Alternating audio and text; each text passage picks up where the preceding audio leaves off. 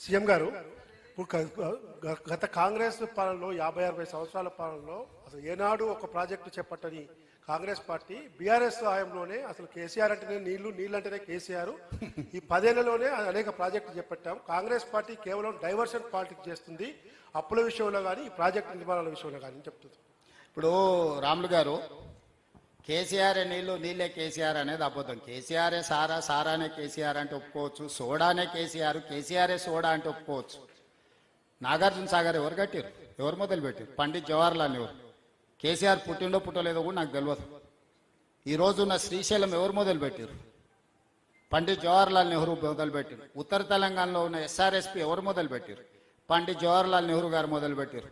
Jurala project ఎవరు మొదలు పెట్టారు? అంజయ్య గారు ఉన్నప్పుడు ఇందిరాగాంధీ గారు ప్రియదర్శిని జూరాల ప్రాజెక్టు కల్వకుర్తి ఎవరు మొదలు పెట్టిండ్రు? 2003లో చంద్రబాబు నాయుడు గారు మొదలు పెడితే 2004లో జలయజ్ఞంలో విస్తరించి పనులు చేయించారు.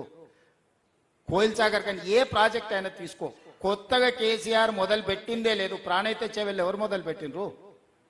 పేరు మార్చి, ఊరు మార్చి, అంచనాలు మార్చి దోపిడీ చెయ్యడమే కేసీఆర్కు తెలుసు. కేసీఆర్ సొంతంగా ఆలోచన చేసి మొదలుపెట్టిన ప్రాజెక్టు మొత్తం తెలంగాణ రాష్ట్రంలో లేదు.